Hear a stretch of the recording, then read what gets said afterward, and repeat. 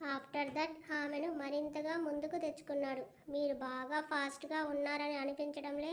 నాది అనుకున్న తర్వాత అది నాదే. ఎప్పుడు కావాలి అనుకుంటే అప్పుడు రావాలి, ఇవ్వాలి.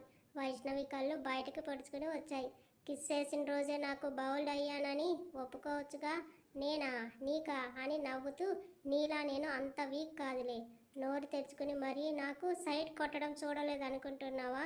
ఆహా, మరి నా బ్యాగ్ని తమరు కళ్ళప్పగించి చూడటం నాకు తెలియదు అనుకున్నారా?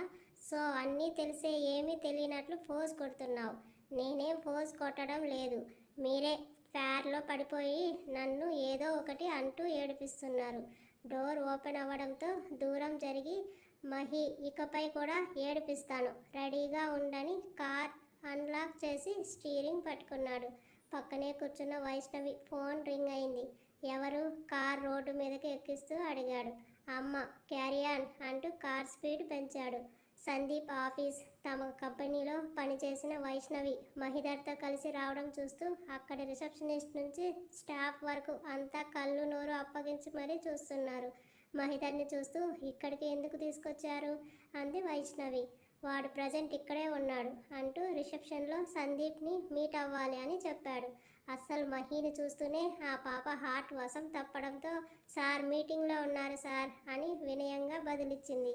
నో ప్రాబ్లం, వెయిట్ చేస్తాం. విచ్ ఫ్లోర్ అన్నాడు. Fourth floor. థ్యాంక్ యూ అని ఒక స్వీట్ స్మైల్ ఇచ్చి లిఫ్ట్ దగ్గరకు వెళ్ళాడు. అంతే, ఆ పిల్ల హార్ట్లో బటర్ఫ్లైస్ తిరిగాయి. వైష్ణవి మహీని సీరియస్గా చూస్తూ, ఆ పిల్లని చూసి ఎందుకు నవ్వారు అని అడిగింది. డోర్ క్లోజ్ అవడంతో వైష్ణవిని వాల్కు ప్రెస్ చేసి ఇన్ఫర్మేషన్ ఇచ్చిందని జస్ట్ ఫ్రెండ్లీ స్మైల్ ఇచ్చా. ఏం అన్నాడు రొమాంటిక్ వాయిస్తో. మొహం తిప్పుకుంది. కార్నర్ లుక్తో తనను చూసి ఫోన్ తీశాడు. ఫోర్త్ ఫ్లోర్కి రాగానే మేనేజర్ వీళ్ళని చూసి ఎదురు వెళ్ళి, సార్ ప్లీజ్ కమ్ అని వెయిటింగ్ రూమ్లో చైర్స్ చూపించాడు. మహిధర్ క్రాస్ లెగ్స్ వేసుకొని కూర్చుంటే ఏం జరుగుతుందో అని టెన్షన్ పడుతుంది వైష్ణవి. అతడు ఫోన్లో గేమ్ ఆడటం చూస్తూ, దేవుడా, ఈ మనిషి నాకు అర్థం కావడం లేదని అటు ఇటు తిరిగేస్తుంటే తను చెయ్యి పట్టి పక్కన కూర్చోబెట్టి ఎందుకు అంత టెన్షన్ అని అడిగాడు. ఏం లేదు అంది. మేనేజర్ వచ్చి సార్ అన్నాడు. ఫోన్ పాకెట్లో పెట్టుకొని వైష్ణవి చేయి పట్టుకొని మీటింగ్ రూమ్లోకి తీసుకెళ్లాడు. అప్పటి వరకు చీకటిగా ఉన్న గది వీళ్ళు వెళ్ళగానే లైట్స్ ఆన్ అవ్వడంతో కాంతి వచ్చింది. వైష్ణవి నోరు కళ్ళు ఓపెన్ చేసింది. ఆ కంపెనీలో share holders, board members, partners అందరూ అక్కడే ఉన్నారు. దాదాపు 30 మంది పైగానే ఉన్నారు. సందీప్ మొహంలో అయితే నెత్తు చుక్కలేదు. వైష్ణవిని కోపంతో కసిగా చూస్తుంటే మహిధర్ ఆమెను పక్కన నిలబడమని చెప్పి, గుడ్ మార్నింగ్ ఎవ్రీవన్, నేను ఎవరు అన్నది మీకు చెప్పాల్సిన అవసరం లేదు అనుకుంటాను అని ఒక క్యూట్ స్మైల్ ఇచ్చాడు. అందరూ నవ్వుతూ తిరిగి విష్ చేసి, మీరు తెలియనోళ్ళు ఇక్కడ ఎవ్వరూ లేరన్నారు ముక్త కంఠంతో. థ్యాంక్ యూ అన్నాడు అదే చెరగని నవ్వుతో. వైష్ణవికి వాళ్ళంతా తెలుసు. సందీప్ కంపెనీలో వర్క్ చేయడంతో ఇన్ని రోజుల్లో ఎప్పుడు మీటింగ్ పెట్టినా చిర్రుబుర్రులాడుతూ అరుచుకునే వారంతా ఇప్పుడు ఇంత బాగా విష్ చేయగలరా అనిపించింది. డైరెక్ట్ పాయింట్లోకి వచ్చేస్తున్నప్పటికే ఈ మీటింగ్ ఎందుకో మీకు అర్థమైంది అనుకుంటాను. అయ్యింది. మీ ప్రపోజల్ మాకు ఓకే సార్ అన్నారు అందరూ. మళ్ళీ థ్యాంక్స్ అంటూ మిస్టర్ సందీప్, మరి మీకు అన్నాడు హ్యాండ్స్ రెండు ప్యాంట్ పాకెట్లో పెట్టుకొని. అతని డెసిషన్ కూడా ఎస్నే మహిధర్ గారు. కాదు అనడానికి ఆప్షన్ లేదు అతనికి. అలా లేకుండా చేశారు మీరు. మహిధర్ ఫేస్లో ఈవిల్ స్మైల్. సందీప్ ముఖంలో రక్తం అవమానంతో ఉడికిపోతుంది. అస్సలు ఏం జరిగిందంటే సందీప్ ఫైనాన్స్ కంపెనీలో రేగిన అలజడికి అతని కంపెనీ షేర్స్ అమాంతం పడిపోయాయి. మహిధర్ మాటకి ఓకే అని డిపాజిటర్స్ వాళ్ళ మనీ వెనక్కి వేయాలని చూసినా అప్పటికే తీవ్ర నష్టం రావడంతో వాళ్ళు వెనక్కి తగ్గారు. సందీప్ పతనం ప్రారంభమైంది మాత్రం వైష్ణవి ఫాదర్కి యాక్సిడెంట్ చేయొచ్చాడని తన ఎంక్వైరీలో తెలిసిన తర్వాతే. మహిధర్ కోపం పీక్సుకుపోయింది. ఒక అమ్మాయి కోసం ఇలాంటి నీచానికి దిగజారిన అతనికి బుద్ధి చెప్పాలంటే అతనికి నిమిషం పని. కానీ వాడికి అంత ఈజీగా శిక్ష వేస్తే చేసిన తప్పుకి ప్రాయశ్చిత్తం అవ్వదని అతని బిజినెస్ మొత్తాన్ని తానే హ్యాండ్ ఓవర్ చేసుకుని సగటు ఎంప్లాయీగా తన కింద పని చేస్తూ డైలీ టార్చర్ పెట్టాలి అనుకున్నాడు. దట్స్ వై సందీప్ వాటాగా ఉన్న కంపెనీ షేర్స్ అన్నీ ఫస్ట్ కొనేశాడు. అప్పటికే బిజినెస్ దెబ్బతినడంతో కంపెనీ షేర్ హోల్డర్స్ అందరికీ మహిధర్ ఆపద్బంధువుల్లా కనబడి అంత పెద్ద కంపెనీలో తమ షేర్స్ కలిస్తే ఇంకా తిరుగు ఉండదని అందరూ మహిధర్ నిర్ణయానికి ఏకగ్రీవంగా ఆమోదం తెలిపారు. వాళ్ళకి ఆప్షన్ తప్ప వేరే మార్గం లేకుండా చేశాడు మహి. చూచాయిగా విషయం ఏంటో అర్థమయ్యింది వైష్ణవికి. మహిధర్ మాట్లాడుతూ ఉంటే ఇలా అలాగే చూస్తూ ఉండిపోయింది. That's all. నెక్స్ట్ వీక్కి మీరంతా ఈ మహిధర్ కంపెనీ షేర్ హోల్డర్స్ అవుతారు. ప్రాసెస్ అంతా అయ్యాక మీ అందరికీ బిగ్ పార్టీ ఉంటుంది. Now this meeting is over అంటూ కళ్ళకి గాగుల్స్ పెట్టుకుని బయటకు వస్తుంటే వెనకే వచ్చింది వైష్ణవి. సందీప్కి నోట మాట రాలేదు సరికదా. అంత అవమానం జరిగాక అక్కడ ఉండాలని అనిపించలేదు. బట్ ఉండక తప్పదు. మహిధర్ కంపెనీ అఫీషియల్స్ ఇద్దరు అందరి చేత అగ్రిమెంట్స్ మీద సంతకాలు పెట్టించుకున్నారు. లాస్ట్లో సందీప్కి పేపర్స్ ఇచ్చారు. కంపెనీ మొత్తంగా మహి ఇండస్ట్రీస్కి హ్యాండ్ ఓవర్ చేస్తున్నట్టుగా సైన్ చేసి అతని కంపెనీలో ఒక నార్మల్ ఎంప్లాయీగా వర్క్ చేయాలి అన్న రూల్కి ఓకే అని సైన్ చేయాలి అన్న విషయం చదివి సందీప్ పళ్ళు పటపటా నూరాడు. సైన్ చేస్తూ, మహిధర్, నన్ను ఇంత అవమానించిన నువ్వు ఇప్పుడు సంతోషంగా ఉన్నావు కదూ. నాతో పెళ్ళికి ఓకే అన్న వైష్ణవిని లాక్కున్నావు. ఇప్పుడు నా బిజినెస్ని లాక్కున్నావు. నన్ను నీ కింద పనివాడిని చేశావు. ఇంత చేసిన నిన్ను ఊరికే వదలను అని విసురుగా అక్కడి నుంచి బయటకు వచ్చేశాడు. సెల్లార్లో కారుకి ఆనుకుని ఉన్నాడు మహిధర్. అతన్ని చూస్తూనే తోక తొక్కిన పాములా పైకి పోయాడు సందీప్. అక్కడ అందరి ముందు కొట్టి నీకున్న కాస్త పరువు తీయడం ఇష్టం లేక వెయిట్ చేశారా? కానీ ఇక్కడ నీకోసమే వెయిటింగ్ దా అంటూ పైకి లేచిన సందీప్ చెయ్యి మడిచి కాళ్ళ మీద గట్టిగా ఉత్తాడు. సందీప్ పెట్టిన గావు కేక సెల్లార్ మొత్తం మారుమోగుతుంటే కారులో ఉన్న వైష్ణవి బయటకు వచ్చింది. 5 నిమిషాలు వాడికి చావుతో హాయ్ చెప్పించి లాస్ట్గా ముఖం మీద పంచిచ్చి, నిన్ను చంపడం పెద్ద మ్యాటర్ కాదురా. నిన్ను చంపితే ఒక్క రోజుతో పోతావు. అది నాకు నచ్చదు. అందుకే డైలీ నువ్వు నా కింద పనోడిగా నా కళ్ళ ఎదుటే తిరగాలి. అప్పుడే నా ఈగో సాటిస్ఫై అవుతుందని చెప్పి సెక్యూరిటీని పిలిచి వాడిని హాస్పిటల్లో చేర్పించండి అని కారు స్టార్ట్ చేశాడు. బొమ్మలా బిగుసుకున్న వైష్ణవిని ఒక అరుపు అరవడంతో తేరుకుని కారెక్కింది. మహిధర్ ఫేస్లో ఇంతకు ముందు ఉన్న ప్లెజెంట్ స్మైల్ మిస్ అయ్యింది. సందీప్కి మీకు ఎందుకు గొడవలు ఉన్నాయి, అసలు ఏమైంది అని అడిగింది. మహిధర్ ఫేస్లో రక్తం ఉప్పొంగి వేగంగా ప్రవహించింది. కార్ స్పీడ్ అమాంతం పెరిగింది. ప్లీజ్ నెమ్మదిగా వెళ్ళండి అంది భయంతో. కార్ సడన్ బ్రేక్తో ఆపిన మహి కళ్ళలో బాధ ఆమె మనసుని మెలిపెట్టింది. మహి ఏమైంది అని అతని భుజం మీద చెయ్యి వేసింది. ఆమెని ఫోర్స్గా హత్తుకుని ఆమె గుండెల్లో ఒదుగుతూ తన్వి అన్నాడు. తన్వి ఎవరు అంది. నా ఫ్రెండ్. ఏమైంది తనకి? సందీప్ కారణంగా తన లవ్ ఫెయిల్ అయ్యింది. డిప్రెషన్ తట్టుకోలేక సూసైడ్ చేసుకొని 2 months హాస్పిటలైజ్ అయ్యి లైఫ్ లాంగ్ హ్యాండిక్యాప్ అయింది. వైష్ణవి షాకింగ్. ఆ సందీప్ కారణంగానా అంది. తన నుంచి పక్కకు జరిగి తిరిగి స్టీరింగ్ పట్టుకుంటుంటే ప్లీజ్ ఏమైందో చెప్పండి అంది. ఇందాక ఏమని పిలిచావు అన్నాడు తల వంచేస్తూ. అది ఇందాక మీరు బాధగా కనబడితే నువ్వు అని నీళ్లు నములుతుంటే సన్నని నవ్వుతో కారు స్టార్ట్ చేశాడు. ప్లీజ్ చెప్పచ్చు కదా. చెప్తే ఏం చేస్తావు? మీరింతగా బాధపడుతున్నారు అంటే ఆ అమ్మాయి ఎలాంటిదో తెలుసుకుని తనని కలుసుకుంటాను. తను ఇక్కడ లేదు. ఇక్కడ లేదా? మరి ఎక్కడుంది? యూకేలో. వైష్ణవి డల్గా మొహం పెట్టుకుంది. నా గురించి చెప్పి నా ఫ్రెండ్స్ గురించి చెప్పి నీ దగ్గర సింపతి కొట్టాలని నాకు లేదు వైష్ణవి. అయిపోయింది, అది పాస్ట్. తలుచుకుని ఫీల్ అవడం కంటే యూజ్ ఏమీ ఉండదు. బట్ ఆ సందీప్ని మాత్రం రోజుకో రకంగా రోస్ట్ చేయనిదే నేను ఊరుకోను. మాజీ లవర్ అని నువ్వు సానుభూతి, దయ, జాలి చూపిస్తే ఆడపిల్లవని కూడా చూడకుండా నీకు చుక్కలు చూపిస్తాను. గాట్ ఇట్ అన్నాడు సీరియస్గా. ఏంటి నిన్నే అంటున్నా. మహిని చూస్తూ అతన్ని లవర్ అని ఇంకొకసారి అంటే బాగుండదు చెప్తున్నాను మీకని వేలు చూపించింది. చిన్న నవ్వుతో మాల్ దగ్గర కార్ ఆపి ఏం కావాలో తీసుకో, చిన్న పని ఉంది వస్తానని చెప్పి కార్ టర్న్ చేసుకుని వెళ్ళిపోయాడు. కారు కనబడే వరకు చూస్తూ ఉన్న వైష్ణవి అస్సలు అతనికి తను అట్రాక్ట్ అయ్యిందా, అతనే తనని ఆకర్షిస్తున్నాడా? 1 yearగా పనిచేసి పెళ్లి వరకు వెళ్ళిన సందీప్ మీద ఎప్పుడూ ఇలాంటి ఫీలింగ్ కలగలేదు. మరి 4 రోజులు పరిచయానికి మహిధర్కి ఎందుకు ఇంతలా తన మదిలో ప్లేస్ ఇచ్చింది? అర్థం కాలేదు. తెలియకుండానే వైష్ణవి చెక్కిళ్ళు నవ్వుతూ ఇచ్చుకున్నాయి. లిస్టు ప్రకారం అన్నీ తీసుకుంది. బిల్లింగ్ టైంకి వచ్చిన మహి ఆన్లైన్ పేమెంట్ చేసి సామానంతా అక్కడే ఉన్న బాయ్తో కార్లో పెట్టించి మనీ ఇచ్చి పంపాడు. ఇద్దరూ స్టార్ట్ అయ్యారు. వైష్ణవి చేతిలో క్యాండీ పెడుతూ యూకే నుండి డాడీ వచ్చారు. అని చెప్పాడు. అంటే మీ నానమ్మ తాతయ్య దగ్గర నుంచా? అంటే తన్వి అక్కడే వాళ్ళ దగ్గరే ఉందా? అవును, వాళ్ళే తనకి తోడుగా ఉంటున్నారు అని. ఇప్పుడు ఇంటి దగ్గర డ్రాప్ చేస్తాను. రేపు ఎర్లీ మార్నింగ్ విత్ హాఫ్ శారీలో రావాలి. కాదని పోస్ కొడితే కత్తిరిస్తా అన్నాడు. ఏమా సీరియస్గా మాట్లాడలేదామె. నిన్నే వినపడుతుందా? నేను మార్నింగ్ కాల్ చేసి చెప్తాను. ఇప్పుడు చెప్పలేను అంటున్నా తనని కాల్ చేసేలా చూస్తూ ఇప్పుడే చెప్పాను పోజ్ కొట్టకని అన్నాడు. అది కాదు అని ఏదో చెప్పబోతుంటే డైరెక్ట్గా వైష్ణవి ఇంటి ముందే కార్ ఆపి తన చేతిలో మాల్లో తీసుకున్న లంగావోణి సెట్ ఉన్న బాక్స్ చేతిలో పెట్టి క్యూట్గా అదిరిపోవాలి తెలిసిందా అన్నాడు. అలాగే అని తల ఊపుతున్న వైష్ణవిని, తనని కమాండ్ చేసి మాట్లాడుతున్న మహిని, ఇంటి గుమ్మంలో కూర్చున్న వనజ నోరు తెరుచుకొని చూస్తుంది. మహిధర్ కారు వెళ్ళిపోయాక లోనికి వస్తున్న వైష్ణవిని చూసి ఎవరు అమ్మాయి కార్లో అని ఉగ్గబట్టలేక అడిగేసింది. మా బాస్ అంది లోనికి వస్తూ.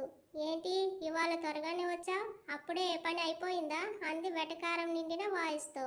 అత్త అంది ఉరుముతూ. అయ్యో రామా, నేనేమన్నాను ఇప్పుడు? నా మీద అరుస్తున్నావు? అస్సలు నిన్ను ఎంత చండాలంగా మాట్లాడుతున్నారో తెలుసా? ఎవరి దగ్గరో పనిచేసి పెళ్లి చేసుకుంటానని వాడి డబ్బు మొత్తం వాడుకొని లాస్ట్లో పెళ్ళొద్దని అన్నావంట కదా.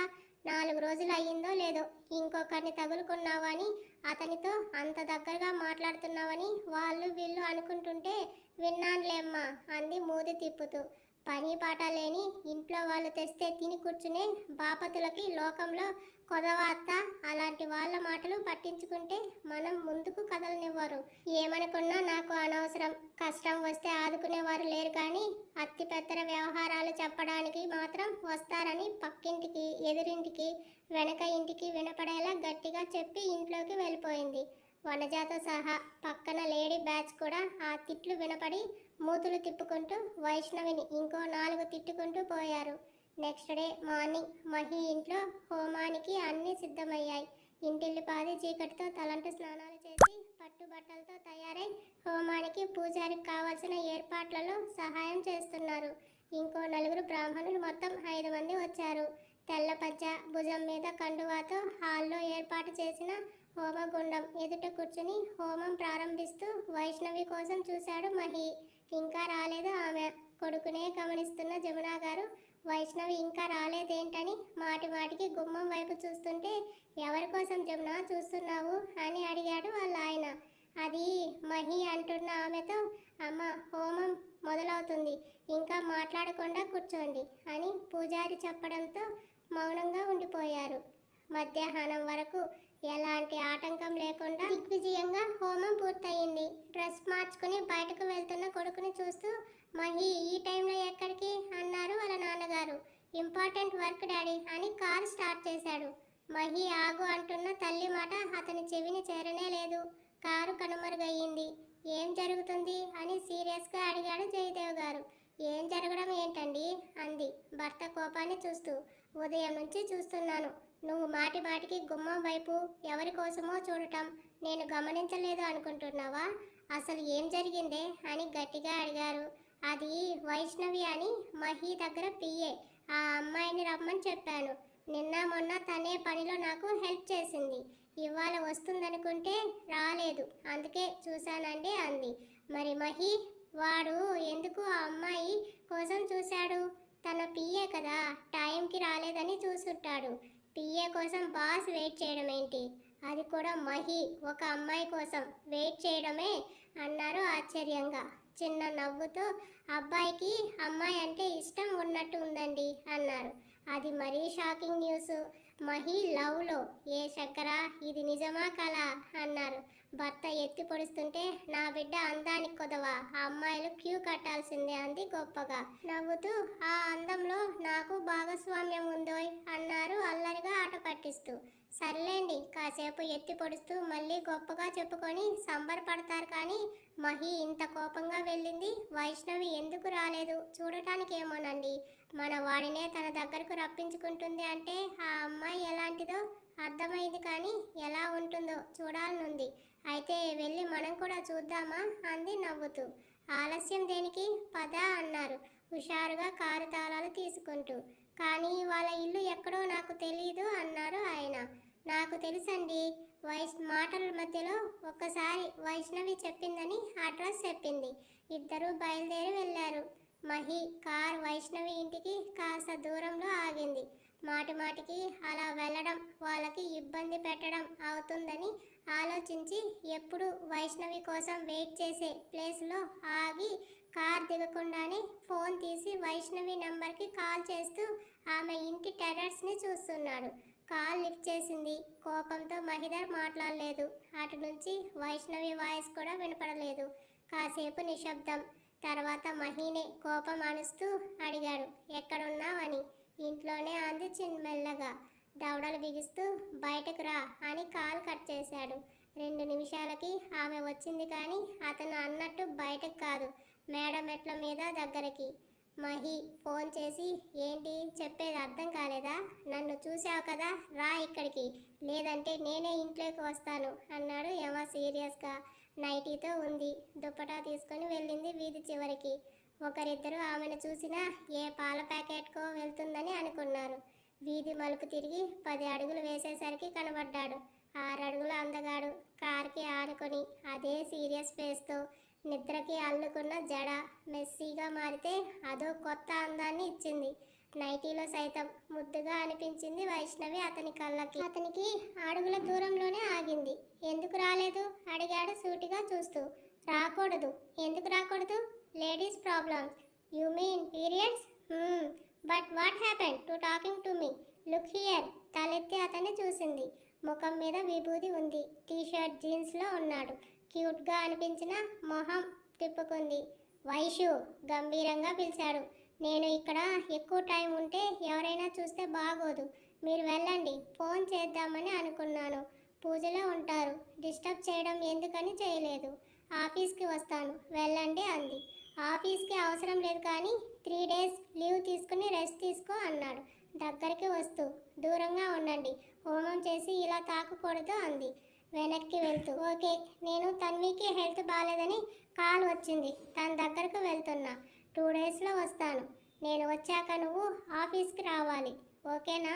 సరే, నేను ఇక వెళ్తాను అని వెనక్కి తిరుగుతుంటే, ఏమైంది, ఎందుకలా డల్గా ఉన్నావు? హెల్త్ బాగాలేదా? లేదు, బాగున్నానని అంటూ తిరిగి చూస్తూ, మీకు ఎన్ని కార్డ్స్ ఉన్నాయి అని అడిగింది. వాట్? విచిత్రంగా పెట్టాడు ఫేస్. అంటే వైట్, రెడ్, బ్లూ ఈ 3ఏనా? నవ్వుతూ, ఎందుకో ఈ డీటెయిల్స్ చెప్పండి. వైట్ డాడీకి, రెడ్ నాకు, బ్లూ ఇంట్లో ఉంటుంది మమ్మీ కోసం. Why are you asking my car details? మరి నా కోసం కార్ లేదా? వియర్డ్గా చూస్తూ, పొద్దున్నే కాఫీ బదులు కళ్ళు తాగావా? పిచ్చిగా మాట్లాడుతున్నావు. వైష్ణవి మూతి ముడవడం చూస్తూ, నువ్వు కావాలి అంటే ఇప్పుడే ఆర్డర్ ఇస్తాను, వెళ్దామా సెలెక్ట్ చేయడానికి అంటుంటే, వద్దు అంటూ, ఈ 3ఏనా ఇంకా లేవా అని అడిగింది మళ్ళీ. ఏయ్ మెంటల్, ఎందుకు ఇలా ఎంక్వైరీ చేస్తున్నావు?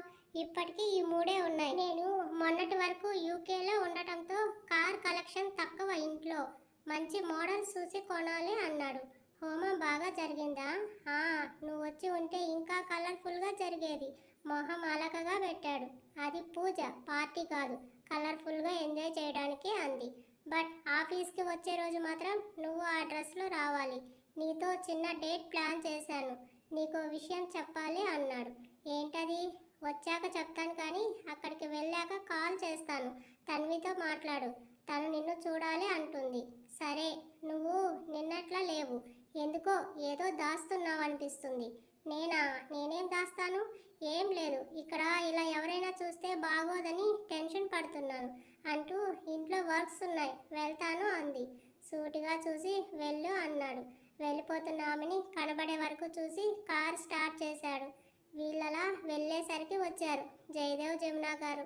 అయ్యో, వెళ్ళిపోయినట్టు ఉన్నారండి అంది. సర్లే, అమ్మాయి ఆఫీస్కి వస్తుంది కదా, నేను చూసి మాట్లాడతాను. మహి తన్వి దగ్గరకు వెళ్ళాలి అన్నాడు.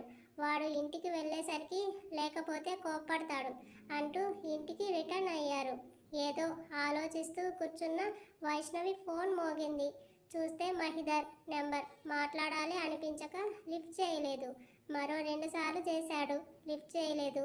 ఇంట్లోకి వచ్చిన వినీత్ వైష్ణవిని చూస్తూ, వైష్ణవి ఏంటి ఇంకా నమ్మడం లేదా అన్నాడు. మహి అలాంటి పనులు చేస్తాడని నేను అనుకోను. అతనిది అలాంటి చీప్ క్యారెక్టర్ కాదు. వినీత్ మనసులో నువ్వు ఆ మహిని లవ్ చేస్తున్నావు, అందుకే నమ్మలేకపోతున్నావు. కానీ అబద్ధాన్ని నిజమని నమ్మించడానికి నాకు సందీప్కి అలవాటు. ఆ మహిదాన్ని నీ అంతట నువ్వే అవమానించేలా చేయాలంటే నిన్ను ఇంకాస్త నమ్మించాలి. అప్పుడు కానీ కాలేజీలో మాకు జరిగిన అవమానానికి ప్రతీకారం తీరదని అనుకుంటూ ఐ నో వైష్ణవి, నువ్వు నమ్మవని తెలిసే సాక్ష్యాలు సంపాదించాను. సాక్ష్యాల కళ్ళు చిన్నవి చేసింది. ఎస్ అంటూ ఆమె ముందున్న టేబుల్ మీద ఫోటోలు కుమ్మరించి, ఇవిగో మీ నాన్నకి యాక్సిడెంట్ చేయించిన కార్ మహిదర్దే, అన్నీ ప్రూవ్ చేసి కార్ నెంబర్, రిజిస్ట్రేషన్ డీటెయిల్స్ ఆ కార్ వాళ్ళ అమ్మగారి పేరు మీద ఉంది. అండ్ మీ నాన్నకి యాక్సిడెంట్ చేయించాక ఆ కార్ ఎక్కడ ఉందో కూడా తెలియకుండా మాయం చేశాడు. అండ్ ఇంకో విషయం చెప్పనా, తన్వితో మహిదర్కి ఎఫ్ఐఆర్ నడిచింది అంటూ మరికొన్ని ఫోటోలు విసిరేశాడు. అవి మహి కాలేజ్ డేస్ ఫొటోస్. అతనితో మరో అమ్మాయి క్లోజ్గా ఉంది. ఇద్దరు కిస్సులు హగ్గులు అంటూ కాలేజ్ అంతా చట్టాపట్టాలేసుకుని తిరగడం హోల్ కాలేజ్కి తెలుసు. మహి కళ్ళకి నచ్చిన అమ్మాయిని తన దారిలోకి తెచ్చుకోవడం వెన్నతో పెట్టిన విద్య. అతని కళ్ళలో పడిన అమ్మాయి ఎవరైనా సరే అతని కౌగిట్లో వాలాల్సిందే. వినీత్, వింటున్నానని ఉన్నవి లేనివి కల్పించి చెప్పకు. అసలేం జరిగిందో తెలుసుకోకుండా ఎవరిని తప్పు పట్టలేము. అప్పటికే మహిదర్ కారు సుబ్రహ్మణ్యం గారిని హిట్ చేసిందని తెలిసి వైష్ణవి మనసు అల్లకల్లోలంగా మారింది. ఇప్పుడు మహి క్యారెక్టర్ గురించి అనుమానం వస్తుంది.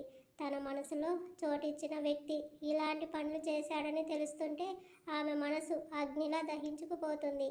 తన మీద తనకే కోపంగా చిరాగ్గా ఉంది. మహి చేశాడంటే నమ్మకం కుదరడం లేదు. వైష్ణవి ఇవన్నీ సందీప్ చెప్తే నమ్మేది కాదు. కానీ వినీత్ ఇదంతా చెప్పేసరికి ప్రూఫ్స్తో సహా చూపిస్తుంటే నమ్మక తప్పడం లేదు. అండ్ మహిదర్ కూడా తనకి బ్లాక్ కలర్ కారు ఉందని చెప్పలేదు. అక్కడే తన అనుమానం బలపడింది. మహిదర్ కార్ నెంబర్స్ అన్నీ ఒకే నెంబర్ ప్లేట్స్తో ఉంటాయి.